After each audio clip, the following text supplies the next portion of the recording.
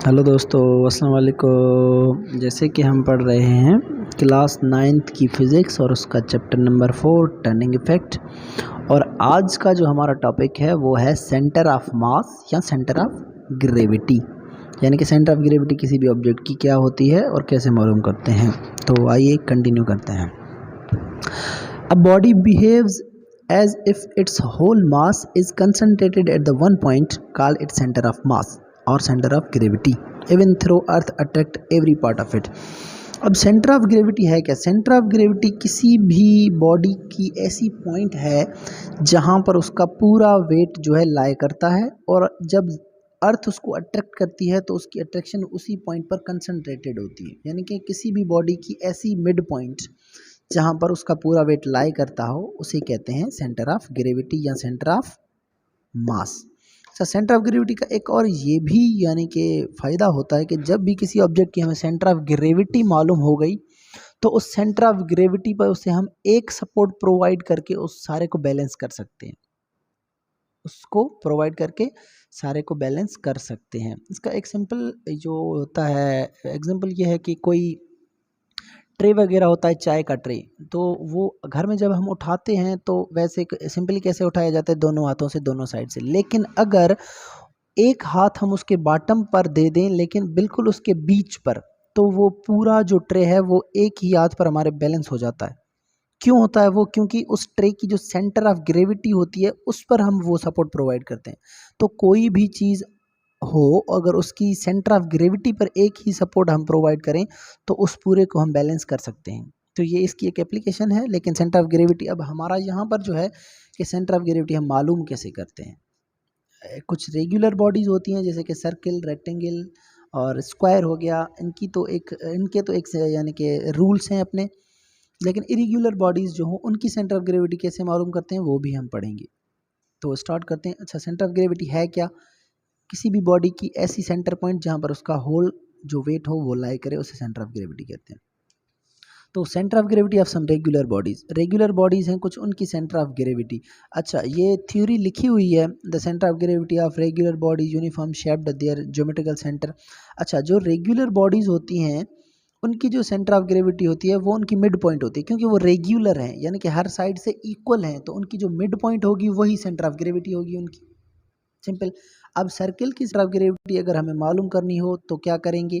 एक radius draw करेंगे, यानी एक डायमीटर ड्रा करेंगे, दूसरा भी डायमीटर ड्रा करेंगे, दोनों जहाँ पर कट करेंगे वो उसकी सेंटर ऑफ ग्रेविटी है। Easy method. कोई स्क्वायर है तो उसके दो डायगोनल ड्रा करेंगे, वो दोनों डायगोनल जहाँ पर कट करेंगे वो उसकी सेंटर ऑफ ग्रेविटी है। स्क्वायर के लिए भी यही है, और रेक्टेंगल के लिए दो डायगोनल ड्रा करेंगे, जहाँ पर वो कट कर रहे हैं वो सेंटर ऑफ ग्रेविटी है। तो सर्किल के लिए भी यही है, सिलेंडर के लिए भी यही है। सिलेंडर के अब ये एक सर्कुलर फेसेस होते हैं। अब सर्कुलर फेसेस की सेंटर, अब जैसे कि हम पढ़ के हैं कि सर्किल की सेंटर ऑफ ग्रेविटी कैसे मालूम करनी है। ऐसे सर्किल, ये दोनों साइड इसके सर्किल हैं, तो सर्किल की सेंटर ऑफ ग्रेविटी तो हम यहाँ से मालूम कर सकते हैं डायमीटर से।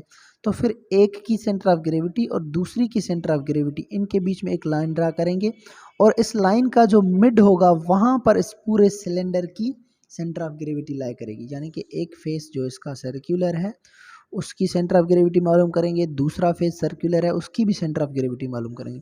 फिर इन दोनों के बीच का जो डिस्टेंस होगा उसकी जो मिड पॉइंट होगी उस पर इस सिलेंडर की सेंटर ऑफ ग्रेविटी लाई करेगी। तो ये रेगुलर बॉडीज़ हैं, इनकी सेंटर ऑफ ग्रेविटी ऐसे मालूम करते हैं। और ट्राइंगल है, ट्राइंगल की सेंटर ऑफ ग्रेविटी मालूम करने का एक और ये बेसिक तरीका है, इसे कहते हैं मीडियन मेथड। मीडियन। अच्छा, अब मीडियन किसे कहते हैं ऐसे समझने के लिए हम पहले तो ये पढ़ेंगे मीडियन किसे कहते हैं।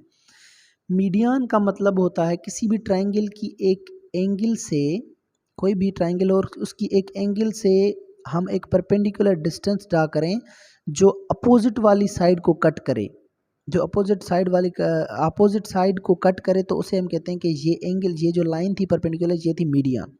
ये एंगल थी, यहाँ से हमने ये लाइन ड्रा की, यहाँ पर इसने इसको इस साइड को कट किया, तो ये है मीडियन। तो हम ट्राइंगल की सेंटर ऑफ ग्रेविटी मालूम करने के लिए उसकी तीनों जो एंगल होंगी वहाँ से तीन मीडियन ड्रा करेंगे। इस एंगल से ये एक मीडियन, इस एंगल से ये दूसरा मीडियन, इस एंगल से ये तीसरा मीडियन। अब ये तीनों मीडियन जहाँ पर कट कर रहे हैं वो है इसकी सेंटर ऑफ ग्रेविटी। अच्छा, ट्राइंगल अगर यानी कि राइट एंगल ट्राइंगल है तो उसकी सेंटर ऑफ ग्रेविटी अलग बात है कहाँ यानी कि लाई करेगी बीच पर। लेकिन जो इरेग्युलर ट्राइंगल्स हैं, इरेग्युलर ट्राइंगल का मतलब जो तीनों साइड जिसकी इक्वल नहीं होती, तीनों साइड अगर इक्विलेटरल ट्राइंगल होगा तो उसकी सेंटर ऑफ ग्रेविटी बीच पर लाई करेगी, मगर इक्विलेटरल के अलावा जितने भी ट्राइंगल है उसकी सेंटर ऑफ ग्रेविटी सेंटर पर लाई नहीं करती, सेंटर से थोड़ा आगे पीछे लाई करती है। वो इसीलिए ये मीडियन मेथड से हम करते हैं। तो ये उसकी सेंटर ऑफ ग्रेविटी। तो ये जो 5 ऑब्जेक्ट हैं ये रेगुलर बॉडीज़ हैं, इनकी सेंटर ऑफ ग्रेविटी तरीके से मालूम कर सकते हैं। इसका प्रोसेस ये लिखा हुआ है, मैं एक एक करके पढ़ूंगा नहीं, आप खुद पढ़ लेना, हमने एक्सप्लेन कर दिया। सर्किल की सेंटर ऑफ ग्रेविटी कौन से मेथड से? डायमीटर मेथड से। स्क्वायर और रेक्टेंगल की centre of gravity diagonal method से, और जो हमारा ट्राइंगल है उसकी मीडियन मेथड से। तो आगे हम कंटिन्यू करते हैं। अब ये चीज़ समझने वाली है, centre of gravity of irregular bodies, वो तो थी पीछे रेगुलर बॉडीज़, इजी तरीके से हम उनकी सेंटर ऑफ ग्रेविटी मालूम कर सकते थे। अब जो इरेग्युलर बॉडीज़ हैं यानी कि वो बॉडीज़ जिनका कोई रेगुलर शेप है ही नहीं, उनकी मिड पॉइंट हम ऐसे मालूम कर ही नहीं सकते, तो उनकी सेंटर ऑफ ग्रेविटी कैसे मालूम करेंगे? तो उसका एक मेथड है जिसे हम यहाँ पे स्टेप उसके पढ़ेंगे और फिर समझेंगे कि इरेग्युलर बॉडीज़ की सेंटर ऑफ ग्रेविटी कैसे मालूम करते हैं। Step 1, make 3 small holes near the edges of the lamina further apart from each other। अच्छा, अब कोई भी इरेगुलर बॉडी है तो उसकी जो एजेस है वहाँ पर कोई भी 3-4 आप होल कर लें, यानी कि उसकी एज के एज यानी कि इसकी जो ये एज है इसके नियर 3-4 होल कर लें सारी साइडों से। फिर स्टेप 2 क्या? Suspended the lamina freely from the hole and restart the and retort stained through a pin as shown in the figure। फिर क्या करेंगे? अच्छा, स्टेप को पढ़ लेते हैं। Hang a plumb line on weight from the pin in front of the lamina as shown in the figure। When the plumb line is steady, trace a linear lamina। Repeat। अच्छा, इसी process को 2-3 दफ़ा repeat करें। कैसे करना है?